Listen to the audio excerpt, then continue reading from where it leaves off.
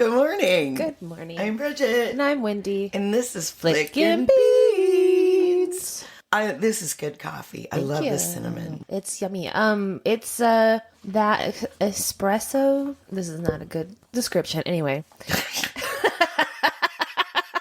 It's coffee, isn't it? Yes. Oh, it's so delicious and delightful. Yes. It's brown. It's brown. It's cold brew. I made it overnight, and I dumped half a thing of cinnamon in it on accident. It happens. It happens. Like when you open up the side that you're supposed to put the spoon in instead of the little sifty holes. Yeah. Well, I don't know what those are. Can I tell you all my weird week? Yes, I know you've been through it this week. Oh my God. Well, so I was working at the fair, and the restaurant is brand new, sit down type place because it was so new and so cool. There were lots of people there, especially on 2 nights. Sunday night was particularly packed. You couldn't even stick an arm between 2 people. Wow. And I'm carrying beers over my head because if you see it coming at eye level, you're going to get out of the way. At least that's my theory. And you know how I've had that kind of dry cough for a while? Yeah.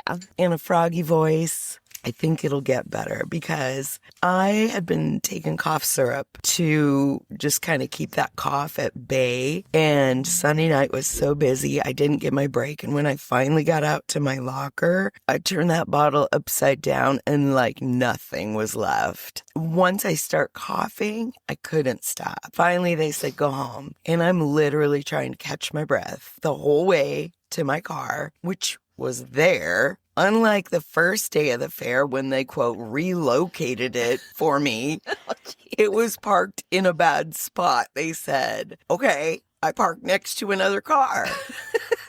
Anyway, that was a long night. So I ended up going home a little early, huffing and puffing. And the next morning, I was coughing for like an hour straight. And so I went to urgent care. They did my pulse ox and it was like 85. And they put me on oxygen. What's it supposed to be? Up in the 90s. Okay. Yeah. Yeah, I don't know the numbers. It was enough that they wheeled in a tank for me and stuck the thing in my nose. And then they gave me an albuterol inhaler, took an x-ray, and they said, yeah, you have pneumonia. Awesome. Explains a lot. A lot. And the weird thing was that from Monday on, well, and I've gotten better throughout the week because it's almost been a whole week, I literally couldn't breathe. All I did was kind of exhale, like, and I couldn't stop coughing. And when I did, it was like that. And you panic a little. Alyssa, our number one Hi, fan. Jensen. She came over and did my dishes. Oh, Alyssa, that's so sweet. No, and she brought me Gatorades and she rubbed my back while I tried to catch my breath. And that was nice. That's very sweet. It was very sweet. Love her. And I've been taking meds all week. I had an inhaler. That's my first time ever with an inhaler. And I feel better. I'm glad that you're still with us. When I asked what you needed, you just said welfare checks. So I know. For every few hours. Thank you. Had to make sure Bridget could still breathe. I thought I was going to die. I have had pneumonia before, but I was a child, so I don't really remember. I was too. But Joel had it a few years ago, and he thought he was having a heart attack. Right. Because he couldn't get a breath, and it just hurt so bad in his chest. But it was the other side, so he's like, I can't be having a heart attack. It's the wrong side. But yeah, he just like, it was really painful, or like I could tell he couldn't, how painful it was to just exist. So yeah. I couldn't do anything. Yeah. When I finally was up and around, the ADHD kicked in. And I intended just to putz around the house, but it snowballed into the wee hours of the morning. But luckily I'm off work, so I like sleeping. Yeah. Huh. Who would have known? I have another thing that happened a couple days ago. Actually, night before last. You know how I like to leave my balcony door open so the cats can like hang out. And it was evening, and Murray really does like to jump up and try to catch bugs and moths and stuff. And the other day, he brought in one of those giant cicada looking, looks like an army tank bug. And it was buzzing, right? Yeah. And they make a lot of noise. And I'm like, I got a kitchen towel, so I couldn't feel it. I could still feel it. Yeah. Oh my God. So I put that outside. And the other night, I heard a lot of sounds coming from the deck. And I didn't think anything of it at first. And it didn't register what that could be. But all of a sudden, it sounded a little more serious. And I thought, oh, is it fighting with the squirrel or whatever? Poor Laverne. It was a bat. Oh, no. It was a bat. And it was very injured. And I actually held out the tips of its wings. I touched it. And it was crying like a baby. And yet its guts were outside. It was too much. Oh, that's terrible. I wish I'd had a tire iron. I wish you could have. Me, myself, and Irened it. Yeah. Blunt force traumat'd it. You couldn't find like a meat tenderizer. Oh, you don't eat meat. Oh my God. Is that one of those sharp things? No, I was thinking a meat tenderizer. Oh, the like wooden bumpy block thing. that- Oh, yeah. God. It was crying. Yeah. Like a baby. So I moved it to where the cats couldn't get it, kind of on the edge of the deck in the corner on the other side of the rail. Come out the next morning, it's gone. But I realized that little bugger with its guts out had climbed up the post and was hanging like they do. And I kind of looked around the other side. Guts were still out. I guess it can't do that. Can you imagine all the little strength it would have needed? Oh my God. And it already had flies on it. And Billy was dropping the dog off for a few hours. And I'm like, you have to do something for me. Where is it? God, it was so sad. Oh, that is really sad. And I hadn't been looking for bats. Now I want to. Yeah, I've seen more of them in our neighborhood than I ever have before this year. And it doesn't even seem like we have bugs. Mm-mm. Because they're doing their job. Yeah, I mean, we definitely have bugs, but I haven't really had a problem with mosquitoes or anything. Oh, yeah. Do you have the fruit flies? No, actually. Oh, I do. It's been like every couple of years we'll have like a swarm of them and they're everywhere for a couple of weeks and then they're gone, but they haven't. Ants are always something. I was just going to ask you every year. which bothers you more, ants or, flying things? I think the flies just because they like get on everything, but the ants do really drive me crazy because I feel like I can never get rid of them. And you never know where they're coming from. Yeah. It's like, dudes. And they've got an agenda. You know that. Yes. Conniving. So, yeah. Yeah. It was We've an had a event- very eventful week. Yeah. I also went to the fair, but it was not as eventful. I didn't work at it. Right. I just went to hang out, but it was fun. I just think it was like some kind of new stress on my body. Yeah. I mean, I even got a cold sore. Mm. It's been decades. Yeah, that's all the stuff that pops up when your immune system is overworked. Yeah. And the fair will do that to you. But even physically, I Yeah. don't exercise.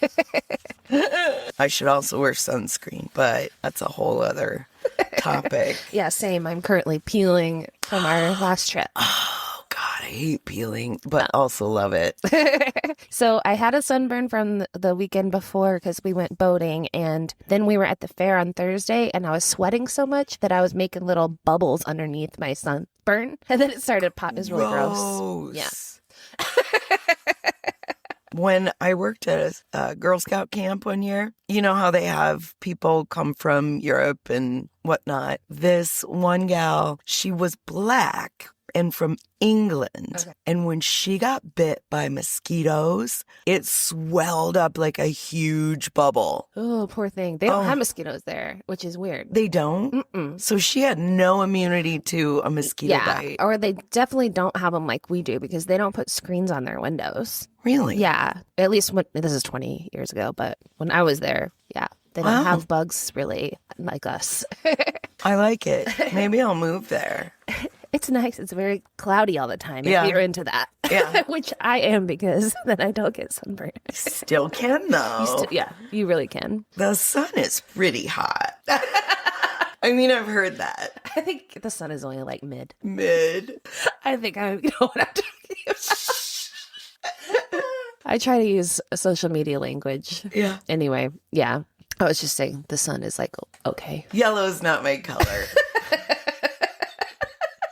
Anyway. Okay. I like to put it in the... No. Nah. Okay, well, I'll say this is that I watched this movie like a month or two ago. Oh, yeah? When I heard the musical was coming out. When you are doing it for the podcast, it's a totally different thing. Yeah. Like you don't just sit back and enjoy it. It's like homework. Yes. Yes. And I can't wait to talk about it. I had so much fun with it. Death Becomes Her, 1992. So we have an all-star cast. Yes. Bruce Willis was pretty all over the place back then. And Goldie Hawn and Meryl Streep. Meryl. They both have male-leaning names. Yeah. Speaking of, have you ever met a woman in real life named Glenn? No. What do you think that's from? It's short Galinda? for Glendolyn. Galinda. Galinda. Hey. Okay, so really, I would say at the core of this movie is vanity, Yeah. frenemy, and just being self-absorbed. Absolutely, yeah. Okay, yes. Meryl. Oh, you're right.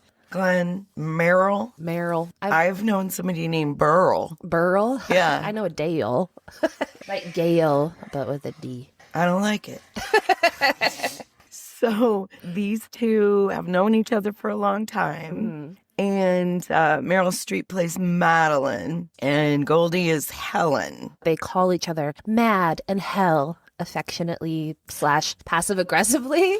Well, the three main characters' names are a play on words. Okay. Madeline, Ernest, and Helen can be shortened to Matter and Hell. Okay. Ernest and Helen are about to get married, and they go to see Madeline's musical, Yes.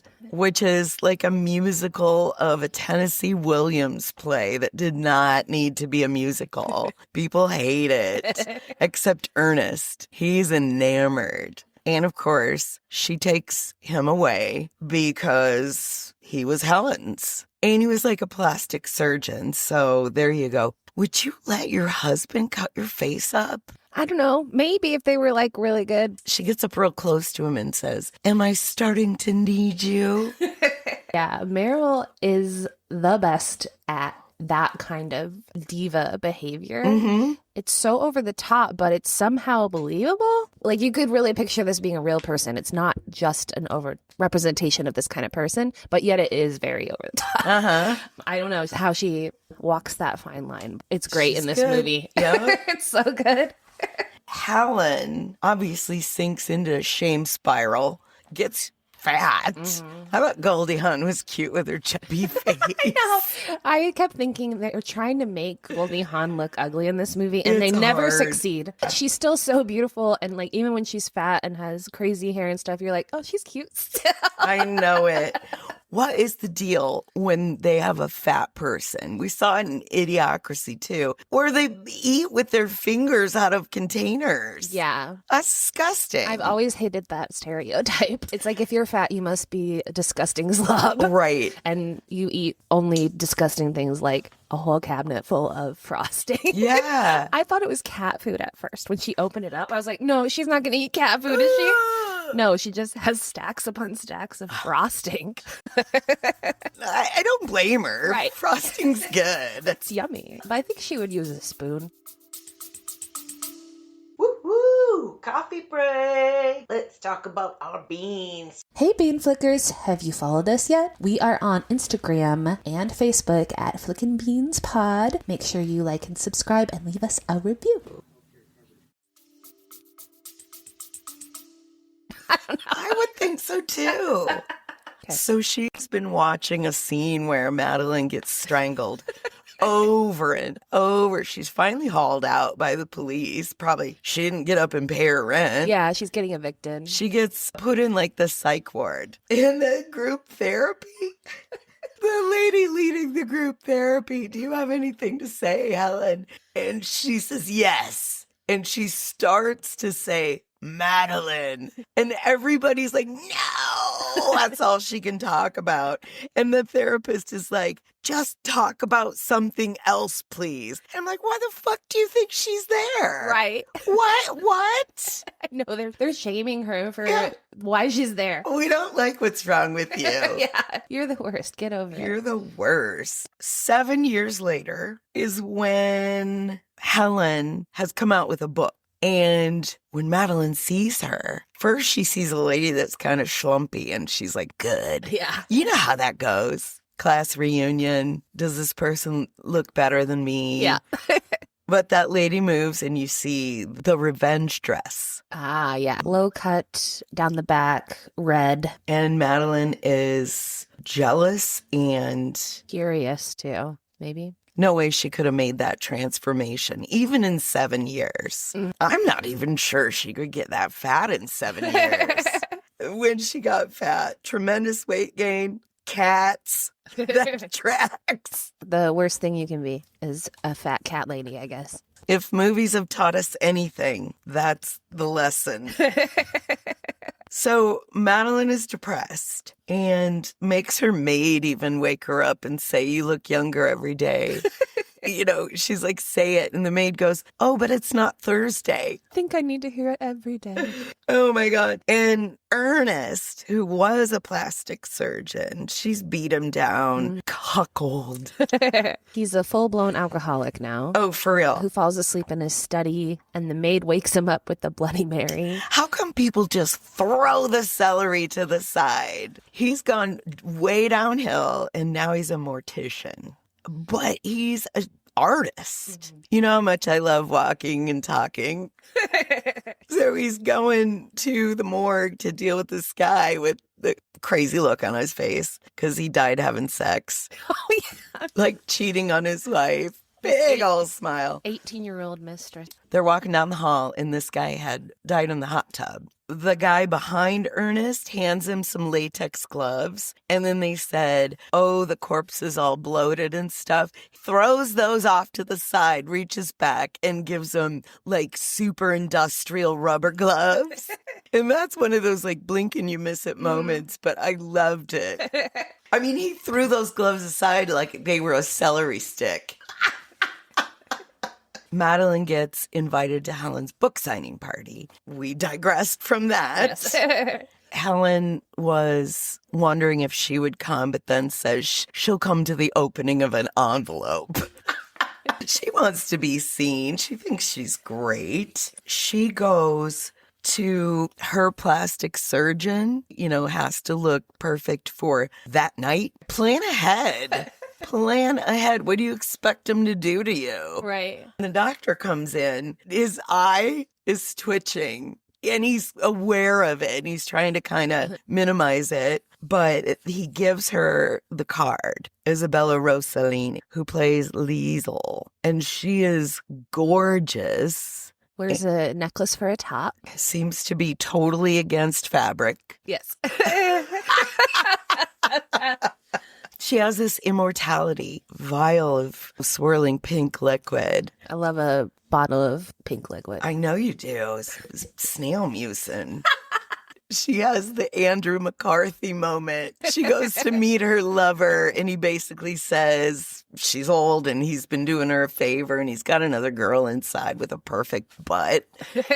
And suddenly it's pouring rain. She's crying in the rain. And she finally pulls out that card, and all it is an address. So she's there with Isabella Rossellini. You know she's going to drink it. She doesn't really heed the warnings. I don't know that she knows she's really basically going to be undead. Isabella's character does not make that clear. Talks in riddles and prose, and is not clear that this is going to make you immortal, basically. Yeah. No one wants that. No, especially when it doesn't seem like they heal. If you're immortal and you can heal, then that wouldn't be so bad. But they're just going to not die, but their body is falling apart. I know. Oh my God. So, I mean, she gives her warning after. You tell me this after? To take care of your body. Basically wear necklaces instead of clothes. Yeah, clothes are very bad on your body.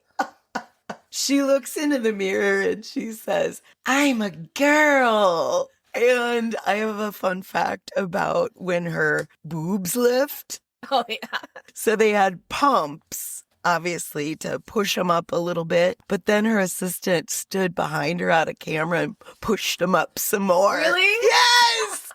I guess I assumed that was some kind of camera trick. I mean, 1992, they didn't have CGI stuff. Yeah, they did. It was CGI, but it was before the term was even crazy special effects for the time. And they even said this changed movies from there on out. The very next thing that company did was Jurassic Park. And part of it in this movie was coming up with a realistic looking skin. She gets her head knocked back off of her shoulders. They had to sort of build that from nothing. And the scenes where Meryl's head is turned all the way around and she's walking backwards. And at first, she doesn't seem to even realize that she's doing that.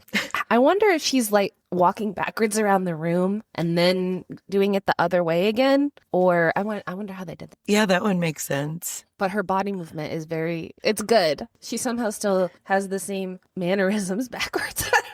They had created a Meryl puppet and they put motors in it. So if you picture the silicone head of Meryl Streep, they were able to program all these little servo motors. So her eyes move, her cheeks move, she blinks and she can grimace. And then pre-recorded the movement of the lips to a CD of her actual dialogue. Okay. They were very inventive. Yes, there's a lot of cool things like that. Weird horror body twists and things. Falls down the stairs, gets her head turned around. It keeps getting it knocked off. I laughed both times there were stairs because it was the longest fall down the stairs. She couldn't have turned over that many times. I loved it.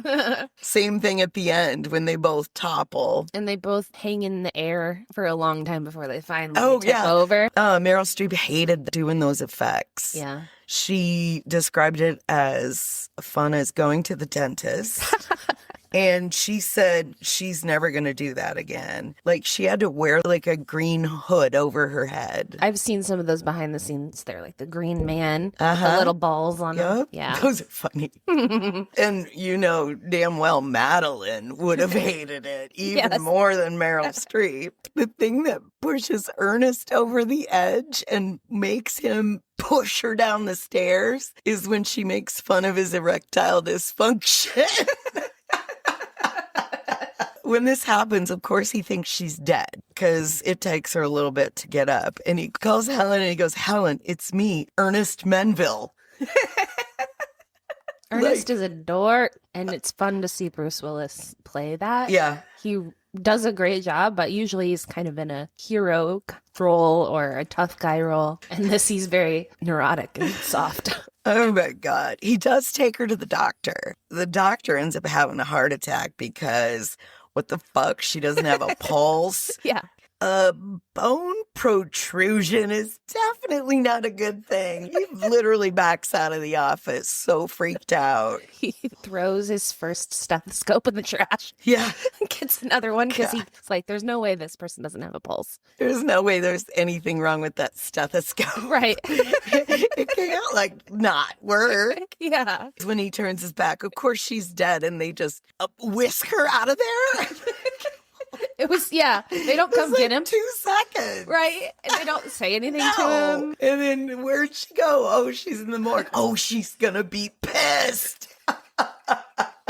It's not till later that the two women realize that they both took the potion. But they don't realize it until she shoots her. Puts a big hole in Goldie Hawn's stomach, and she just stands up. That scene has been recreated so many times because it was so iconic at the time. That's a great Halloween costume. Before she gets up, Ernest is trying to get Madeline to help him unfold this tarp. And I was like, where did you find this tarp in this mansion? Yeah. It's like weirdly handy all the time. What else did they have? Oh, shovels. 2 shovels somewhere in the mansion. Nobody went out back because no time had passed. And when she comes out of the pool and she's got that hole, Ernest is like, there's something wrong with your blouse.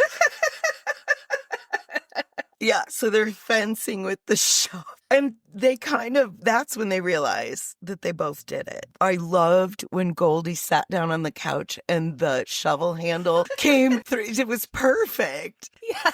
She played it so serious. I loved it. And Ernest announces he's had enough. He is leaving. He packs his suitcase with clothes and his dartboard. Yeah. What? Which he throws scalpels at. Good idea. They're falling apart. This is where the artistry comes in. When he encounters somebody at that party who says, oh, I'm so glad I ran into you and you did such a wonderful job on my aunt. Yeah. And what's your secret? And he just goes, spray paint. And she gets like, oh my God, you're horrible. But he does. He spray paints her. It's just like getting a spray tan. Has her foot up on some rolls of paper towels. It's like 37 years later. It's Ernest's funeral and they're in the back and you see them at the end and they're just paint peeling off. Yeah. And they fall down the stairs and break into all the pieces. Goldie says, do you remember where you parked the car? They're severed heads. They really are mannequins. So they basically have been eternal frenemies. The deal is you paint my ass, I'll paint yours. Yeah. And Ernest lived a whole life after he left. Family, travel, and he also ran a marriage counseling clinic and a study of women. Whoever was giving the sermon at his funeral said something like used to say that life begins at 50 because that's about the time he left these two women. Yeah, I think life does begin at 50. That's great. I think that every decade. I'm like, oh, yeah, wow. It's always gets better. It does. Certain things you miss, but I think it's more just in your body. You miss being young in your body, but otherwise not really. Oh my God, I did a downward dog the other day and I looked back at my knees. Never do that over 50. I was like, am I an elephant? It was nasty. Oh, skin, I miss your tautness. I need the potion. Would you take it? I don't want to live forever. Me either. I think that sounds terrible. Even like becoming a vampire, you really want to do that when you're young and hot. Oh, yeah. Why would I want to be a 55-year-old vampire with elephant knees? Well, this potion would make you look younger. Yeah. So. And somebody behind me lifting my boobs sounds good. Yeah. Her butt lifts too. Yeah. That's great. It is great. I think they're literally stuffed with like tinfoil and whatever over top of it. They look terrible. They did not heed the warning. I'm pretty hard on my body. I would probably have a rolling head in the street too. It would have happened early on for me. Yeah. Constantly just covered in bruises. Yeah, cuts, that I don't know where I got them. Yeah, I don't either. I'll catch one in the mirror and go, what the hell? I know. Sometimes they're bad. You're like, how can I not remember that? I was drunk. Yeah. Did we do it? I think we did it. We flick some bees. Okay, love you. Bye. Bye. Party all night.